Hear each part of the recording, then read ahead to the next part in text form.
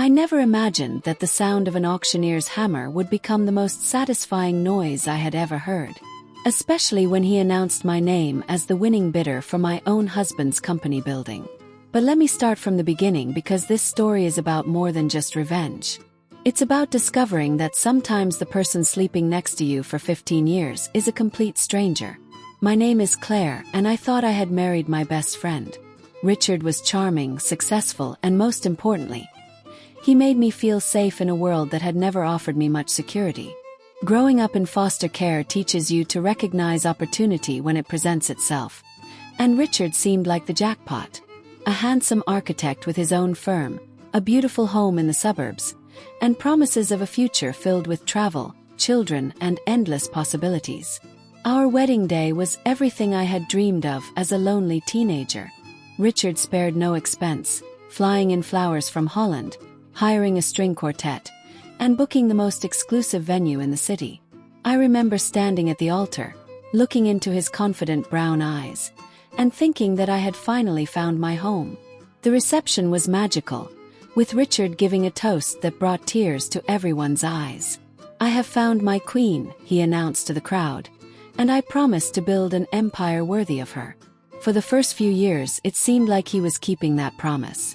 Richard's architectural firm, Morrison Design Group, was thriving.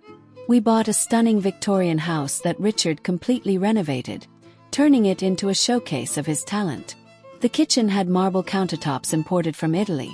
The master bathroom featured a clawfoot tub that Richard had found at an antique auction, and every room was perfectly designed to reflect both elegance and comfort.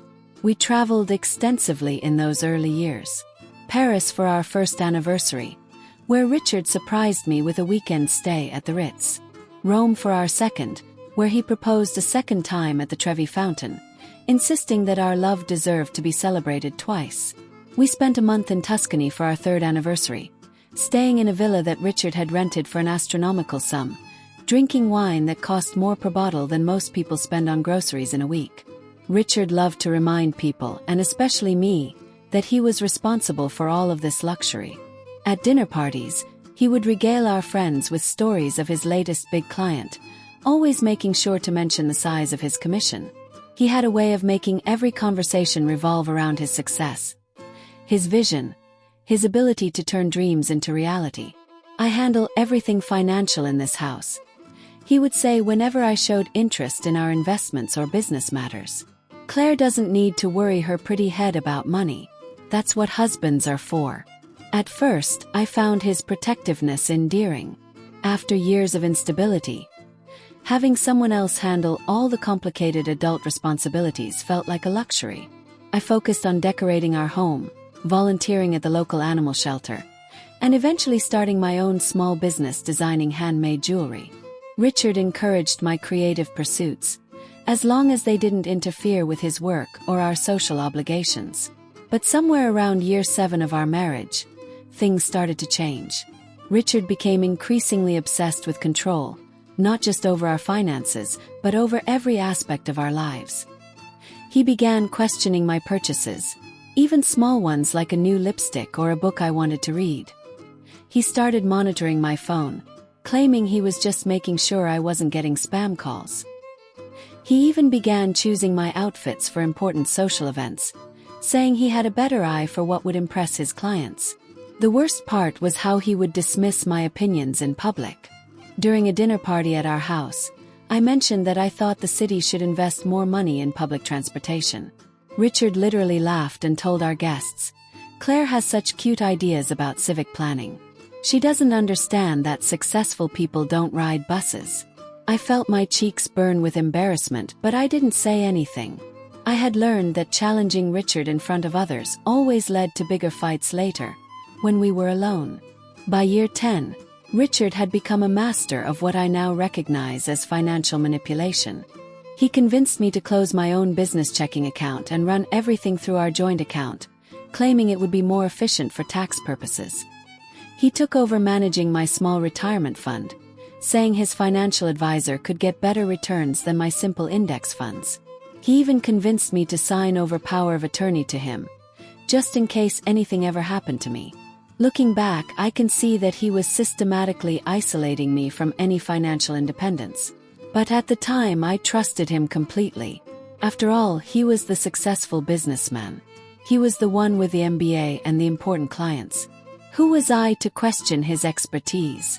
The first crack in my trust came during our 12th anniversary dinner. We were at Le Bernardin, the most expensive restaurant in the city, the kind of place where the waiters speak in whispers and every dish is a work of art.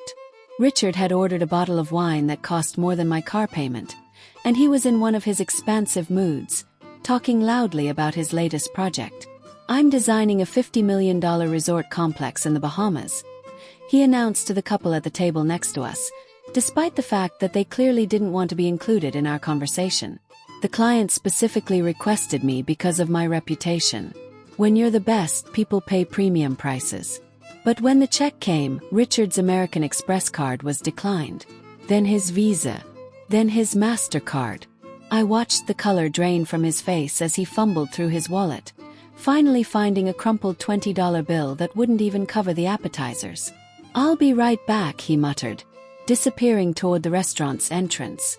When he returned 15 minutes later, he somehow had enough cash to pay the bill, but his hands were shaking and he refused to make eye contact with me. On the drive home, I tried to ask what had happened, but Richard exploded with anger. "Don't you dare question me about money, Claire. I had a temporary cash flow issue, that's all. These things happen in business. You wouldn't understand the complexities of managing multiple projects and different payment schedules." That night, I lay awake listening to Richard make hushed phone calls from his home office. I could hear the tension in his voice, but I couldn't make out the words. When I asked him about it the next morning, he claimed he hadn't made any calls at all. The second red flag came a month later, when I received a call from our credit card company asking to verify some unusual charges. Large cash advances, multiple transactions at casinos, and payments to companies I had never heard of. When I told them I hadn't authorized any of those transactions, the customer service representative seemed confused. "Ma'am, all of these charges were approved using your card and your PIN number. Are you saying someone else has access to your account?" I hung up and immediately confronted Richard, who had a ready explanation for everything. Those casino charges were for a client entertainment event. The cash advances were for a construction project that required upfront payments. "Claire, you're being paranoid. I've been handling our money for 12 years without any problems." But I wasn't satisfied with his explanations, and for the first time in our marriage, I started paying attention to things I had previously ignored. Our mortgage statements showed that we were somehow 3 months behind on payments, despite Richard's claims that everything was automated. Our investment account, which Richard claimed was worth over $200,000, actually had a balance of less than $5,000. The third and final warning came when I discovered a stack of unopened mail in Richard's desk drawer. Collection notices, overdue bills, and legal documents that made my stomach twist with anxiety. One letter, from a law firm I didn't recognize, mentioned something about asset seizure and pending litigation. That evening, I waited for Richard to leave for what he claimed was a client dinner. Then I called the law firm whose letterhead was on the scariest-looking document.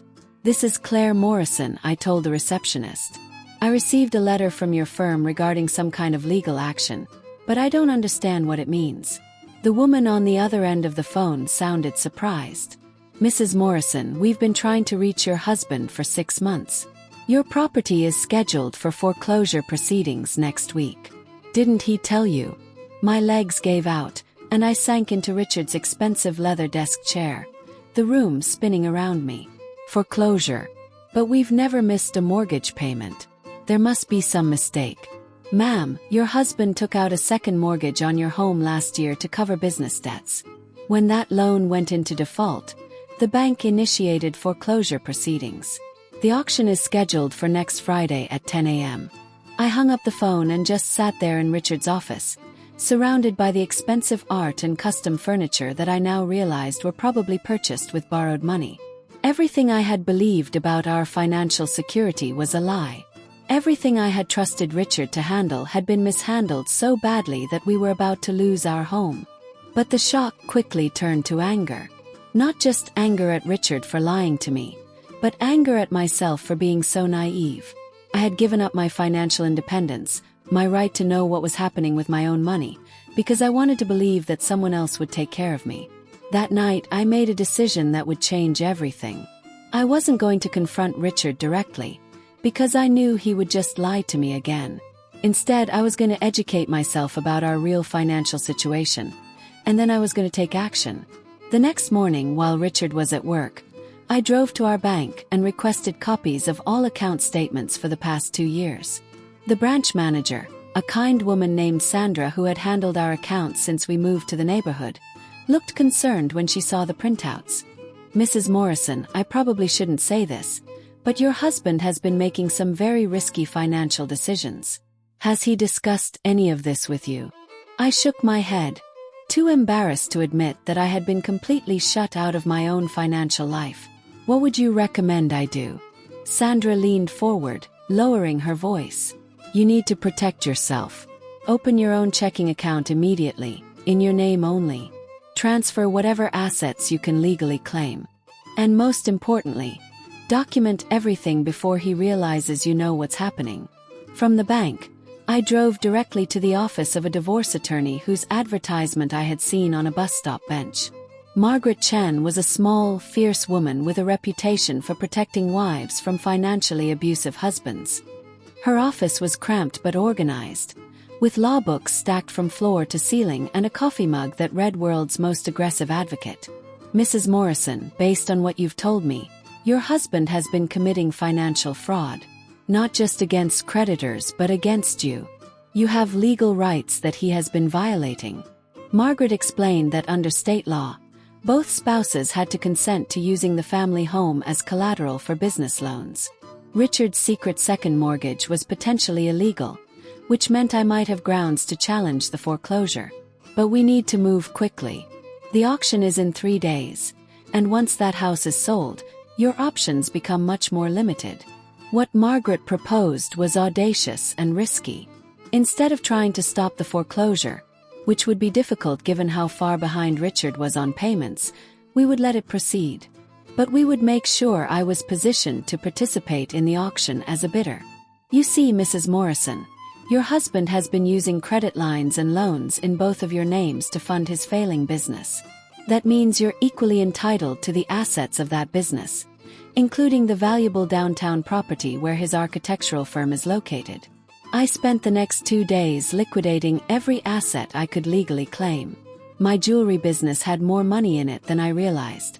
Almost $30,000 that I had been saving for a down payment on a vacation home. I also had a small inheritance from my foster mother that I had never touched. Another $20,000 sitting in a separate account that Richard didn't even know about. Margaret worked her legal magic, filing paperwork that established my rights to half of Richard's business assets, including the building that housed his architectural firm. It was worth significantly more than our house, but Richard had been using it as collateral for so many loans that it was also headed for foreclosure. On Thursday night, the evening before the auction, Richard came home in a state of barely controlled panic. He had finally received the official foreclosure notice, and he knew he had run out of time to hide his financial disasters from me. "Claire, we need to talk." He sat down across from me at our kitchen table, the same table where we had shared thousands of meals, where we had planned our future, where I had signed document after document trusting him to take care of everything. "There's been a problem with the business. Some investments didn't work out the way I expected. We might need to downsize for a while, just until I can get everything back on track." I looked at him with what I hoped was a neutral expression, giving no indication that I already knew the full extent of his deception. "What kind of problem, Richard?" He ran his hands through his hair, a gesture I had once found endearing but now recognized as a tell that he was preparing to lie. "The house. We might lose the house. But it's temporary, Claire. I have some big projects coming up, clients who owe me significant money. We just need to get through the next few months." I nodded sympathetically, playing the role of the supportive wife one last time. "What do you need me to do?" Richard's relief was visible. He had expected me to cry, to scream, to blame him for destroying our security. Instead, I was offering to help. There's going to be an auction tomorrow. The bank is selling the house to recover their losses. But I have a plan to buy it back. I just need you to sign some paperwork transferring your share of my business assets to me. It's complicated, but it will give me the collateral I need to make a competitive bid. He slid a stack of documents across the table, pointing to signature lines that had been helpfully marked with yellow sticky notes. If you sign these tonight, I can wire the money first thing in the morning and we can save our home. I picked up the first document and pretended to read it carefully. In reality, Margaret had already explained exactly what these papers would do. They would transfer my legal claim to Richard's business, his downtown property, and even my small jewelry business assets to Richard's control. Signing them would leave me with nothing while giving him the resources to potentially dig himself out of his financial hole. I set the papers down and looked at my husband of 15 years. Richard, these documents are very complicated. I think I should have a lawyer look at them before I sign anything this important.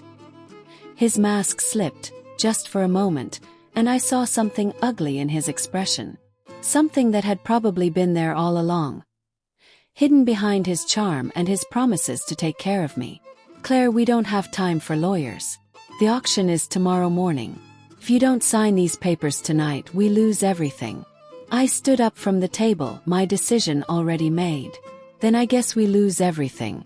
The auction was held in the courthouse steps, a gray stone building that looked appropriately imposing for such a serious proceeding. Richard was there, of course, standing near the front with a certified check in his hand, confident that his last-minute maneuvering would save him. He had managed to scrape together enough money to make a bid on our house, probably by borrowing against assets he didn't actually own anymore. What he didn't know was that Margaret had been busy too. I stood toward the back of the small crowd of potential bidders, wearing sunglasses and a baseball cap, hoping Richard wouldn't notice me until it was too late. The auctioneer was a thin man with a surprisingly loud voice, and he started the proceedings by reading the legal description of the property. We'll start the bidding at $100,000 for this 3-bedroom Victorian home located at 247 Maple Street. Richard immediately raised his hand, confident in his ability to outbid anyone else who might be interested in our home. But I wasn't there to bid on our house. Next up, we have a commercial property located at 1247 Downtown Plaza, currently housing Morrison Design Group architectural firm. This was the moment I had been waiting for. Richard's business was worth significantly more than our house, but because he had borrowed against it so heavily, it was being auctioned for a fraction of its actual value. We'll start the bidding at $50,000. I raised my hand, my heart pounding so hard I was sure everyone could hear it. Richard spun around, scanning the crowd to see who was bidding against him on his own business property. His eyes passed over me twice before recognition dawned, and when it did, his face went white. Do I hear 60,000? Richard raised his hand, but I could see the panic in his movements. He hadn't expected to have to bid on his business property at all, let alone compete against someone else. 70,000, I called out, my voice steadier than I felt. 80,000, Richard countered. We went back and forth like this for several minutes, the price climbing higher and higher. I could see Richard doing calculations in his head, trying to figure out if he had enough money to win both auctions. At $120,000, Richard hesitated. I knew he was trying to decide whether to secure his business or save our home. He couldn't afford to win both. Do I hear 130,000? The auctioneer called out. I raised my hand one final time. 130,000 going once, going twice, sold to bidder number 47. The auctioneer pointed directly at me, and in that moment, I pulled off my sunglasses and looked straight at Richard. The winning bidder is Claire Morrison. Richard's mouth fell open as the reality of what had just happened sank in. I had just bought his business, his office building, and all the equipment inside it. Everything he had built over the past 15 years now belonged to me. But the auction wasn't over yet. Our house was next on the list, and Richard still had enough money left to make a bid. Next property, 247 Maple Street. Starting bid $100,000. Richard raised his hand, but his movements were mechanical now, like a man in shock. 110,000, called out another bidder. A young couple who probably saw our beautiful Victorian as their dream home. Richard bid again, but I could see he was running out of steam. The combination of losing his business and the public humiliation of his wife outsmarting him in front of a crowd of strangers was taking its toll. The house eventually sold to the young couple for $140,000. Richard didn't have enough money left to compete. After the auction, Richard approached me in the courthouse parking lot. His face a mixture of anger and desperation. "Claire, what have you done? You've destroyed everything we built together." I looked at the man I had been married to for 15 years, this person who had systematically lied to me, manipulated me, and stolen from me, and I felt nothing but pity. "Richard, I didn't destroy anything. I saved myself from the wreckage you created. You can't just take my business. Those are my clients, my reputation, my life's work." I pulled out my phone and showed him the legal documents that Margaret had filed. "Actually, I can. You used my name and my credit to secure loans for that business. Under state law, that makes me an equal partner. And equal partners have equal rights. What do you want, Claire?" "Money. I can pay you back everything, I just need time." I walked toward my car, then turned back to face him one last time. "I want you to understand what it feels like to have someone else control your entire future without your consent. I want you to know how it feels to discover that the person you trusted most in the world has been lying to you for years." Over the next few months, I discovered that owning Richard's architectural firm was both easier and harder than I had expected. The business itself was actually profitable. Richard's financial problems hadn't come from lack of clients or poor work quality. They had come from his gambling addiction and his compulsive need to live beyond his means. I hired a business manager to handle the day-to-day operations while I learned about the architectural industry. I kept most of Richard's employees, who were talented professionals who had been just as deceived about the company's financial situation as I had been. I also discovered that Richard had been stealing from the business for years, siphoning money into personal accounts and using company credit lines to fund his expensive lifestyle. The luxury vacations, the designer clothes, the expensive dinners had all been paid for with money that should have been reinvested in the business or saved for our future. Richard, meanwhile, was forced to declare personal bankruptcy. Without the business or the house, he had no assets left to seize. He moved into a small apartment across town and took a job with a larger architectural firm, working as a junior designer for a fraction of what he used to earn. He called me several times during those first few months, alternating between begging me to sell the business back to him and threatening to sue me for theft. But Margaret had made sure that all of our legal paperwork was bulletproof.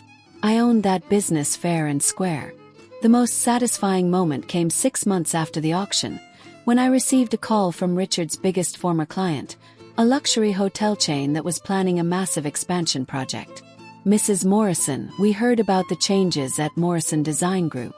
We wanted to confirm that you'll be able to handle the Wellington Resort project that we discussed with your husband last year." I smiled as I looked out the window of my new office, which happened to be Richard's former corner office with the view of the downtown skyline. "Absolutely. Morrison Design Group is under new management, but our commitment to excellence hasn't changed." That contract alone was worth more than Richard had ever earned in a single year. But the real victory wasn't financial. It was the knowledge that I had taken control of my own life. For 15 years, I had allowed someone else to make decisions about my future, my security, my worth. I had believed that being taken care of was more important than being informed, that trust was more valuable than transparency. The auction had taught me that the person best qualified to look out for my interests was me. A year later, I was running a successful business, living in a downtown loft that I had purchased with cash, and dating a kind man who insisted on splitting every dinner check because he respected my independence. Richard and I finalized our divorce on a Tuesday afternoon in a conference room that overlooked the building that now housed my thriving architectural firm. He looked smaller than I remembered, worn down by the consequences of his own choices. As we signed the final papers, he made one last attempt to appeal to the woman I used to be. Claire, I never meant for things to turn out this way. I thought I was protecting you by handling everything myself. I looked at him across the conference table. This man who had once promised to build an empire worthy of me. And I realized that he had. Just not in the way he had intended. Richard, you did teach me something valuable. You taught me that the only person I can truly count on is myself. Sometimes the most important lessons come from the people who hurt us the most. And sometimes the best revenge is simply refusing to be a victim. Standing in that auction house, hearing my name announced as the winning bidder, I understood that I had been given a choice. I could spend the rest of my life angry about the years I had wasted trusting the wrong person, or I could use those years as the foundation for building something better. Chose to build.